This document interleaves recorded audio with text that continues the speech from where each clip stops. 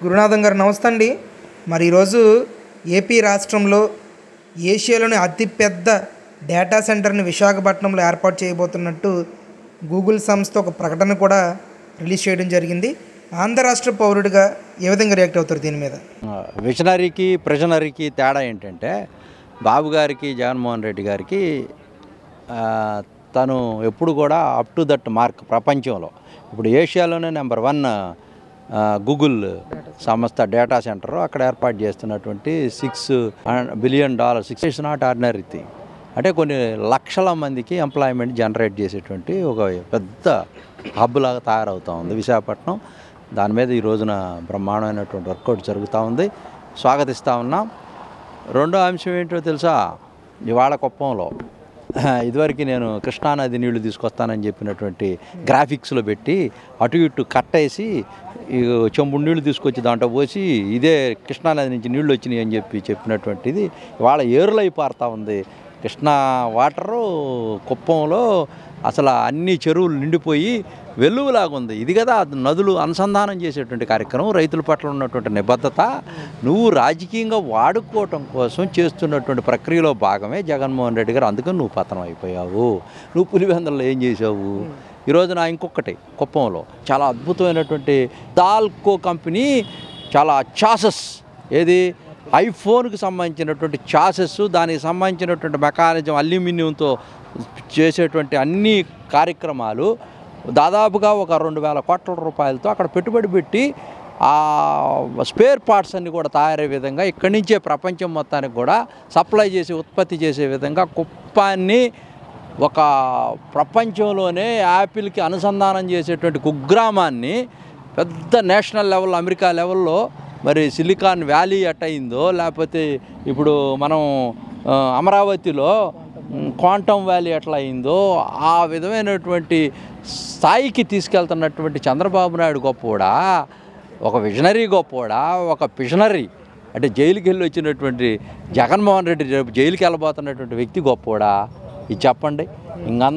ఇదంతా చూసుకుంటే ఒక ఎత్తు అయితే, రాజకీయంగా నువ్వు విశాఖపట్నానికి ఏం చేసావయ్యా? గుండు కొట్టించావు. దేనికి? ఋషికొండ వ్యాలీకి గుండు కొట్టించావు. అవసరం ఏమన్నా ఉందా అసలు? అక్కడ దాదాపుగా 550 కోట్ల రూపాయలతో నువ్వు పెద్ద భవనాన్ని, ప్యాలెస్ని నిర్మించావు. నువ్వు మళ్ళా 2019 తర్వాత ఆ ప్యాలెస్లోకి వెళ్దామని అనేక అడుగులు ముందుకేసి వెనక్కి వచ్చి ఆ 2024లో నువ్వు సీఎం అయిన తర్వాత అక్కడే పెట్టుకుందాం అనుకున్నావు కదా నువ్వు. అసలు అందుకోసం ప్యాలెస్లు కట్టావా? ఇన్ని లక్షల కోట్ల రూపాయలు దుర్వినియోగం చేస్తున్నటువంటి నువ్వు. అంటే ఈరోజు మరి దాన్ని పరిశీలించడానికి వెళ్ళిన పవన్ కళ్యాణ్ గారికి ఒక ఎదురైంది ఒక సంఘటన. ఏదైతే సీలింగ్ ఉందో అది విరిగి పడిపోయి వర్షపు నీరు కూడా అక్కడ ఉన్న ప్రదేశంలోకి రావడాన్ని ఎలా చూడొచ్చు అంటారు? అసలు ఇంత ప్రజల సొమ్ము దుర్వినియోగం చేశారని చూపించడం కోసమే ఆనాడే పవన్ కళ్యాణ్ గారు, చంద్రబాబు నాయుడు గారు, లోకేష్ గారు అందరూ కూడా తెలుగుదేశం పార్టీ ప్రజలకి బహిర్గతం చేశారు, బట్ట బయలు చేశారు. ఇది అనవసరమైనటువంటి విషయం. దాని మెయింటెనెన్స్కి కొన్ని లక్షల రూపాయలు అవుతాయి రోజుకి. ఏంటి ఆ మెయింటెనెన్స్ లేనప్పుడు ఇట్లానే అవుతుందని వాళ్ళ పవన్ కళ్యాణ్ గారు వెళ్ళి చూపించి జనాలు చూపించారు నిజంగానే. అంటే అది మెయింటెనెన్స్ లేదు, వర్షం వచ్చేస్తుంది, అదంతా కూడా వృధా. ప్రజల సొమ్ము అంతా కూడా బూడిదలో పోసిన పన్నీరు చేశాడు, ఋషికొండకి పోడుగుండు కొట్టించాడు అనేది నగ్న సత్యం.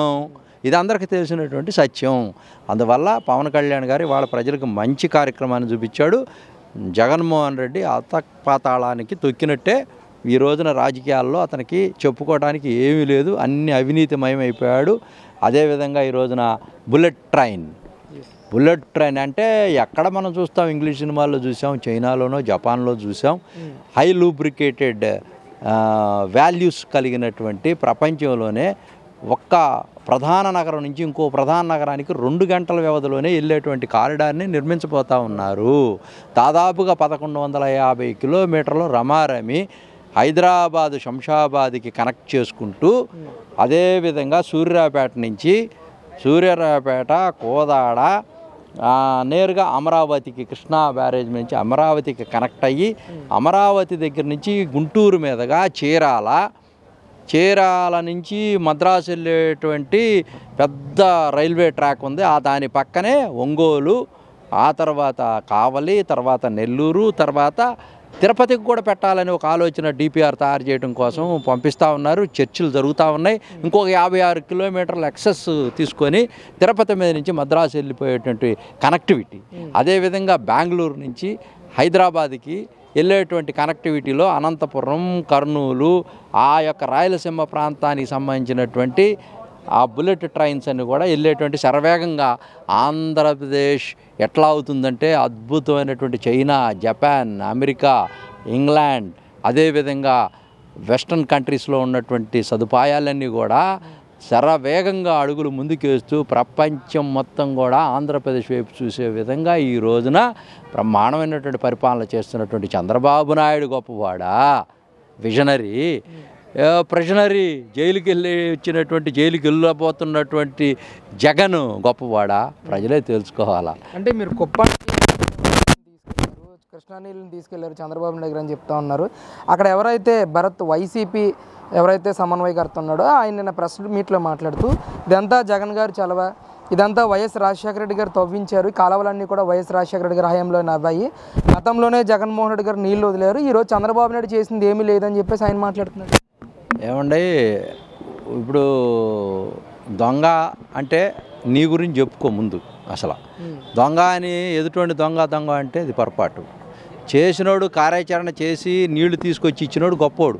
కాలువ దవ్వినంత మాత్రాన కొండందో వెలుగును పట్టినట్టుగా కాలువలు దవ్వేసి డబ్బులని కాజేసి నీళ్లు పోయకుండా, చారిడి మట్టి పోయకుండా, చారిడి నీళ్లు వదలకుండా 4-5 ట్యాంకర్లు తీసుకొచ్చి పెట్టేసి అటు ఇటు అడ్డగట్టేసి దాన్ని విజువల్స్లో చూపించి నీళ్లు పారుతున్నాయి అని చెప్పి టెంకాయలు కొట్టేసి కుప్పంలో ఓట్లు రాజకీయం చేస్తే ఎట్లా?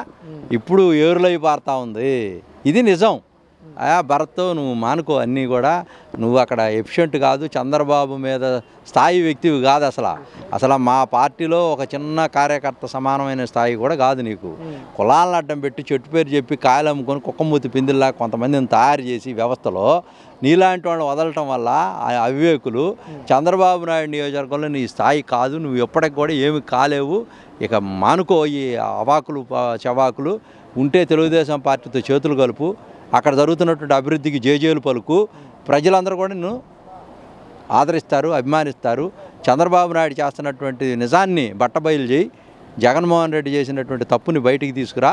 అప్పుడు మా భరత్ మా కోసం ఉండాడు అనుకుంటారు. కానీ ఇప్పుడంతా ఏమనుకుంటారంటే నువ్వు జగన్మోహన్ రెడ్డి కోసమే అవాకులు చవాకులు బేళ్తున్నావు, నీ పదవి కోసమే నువ్వు ఆ కుప్పాన్ని అడ్డం పెట్టుకొని బతుకుతున్నావు అనుకుంటారు. కానీ నీచంగా ఇప్పుడు పదవి అన్యాక్రాంతం అయిపోయి కాళ్ళ పాదాలు పట్టుకొని పదవుల కోసం ఎగబడుతున్నటువంటి ఈ సమాజంలో ప్రజల యొక్క సంక్షేమం గురించి ఆలోచిస్తున్నటువంటి ఒక దుర్మార్గమైనటువంటి రాజకీయం జగన్ పార్టీలోనే ఉంది.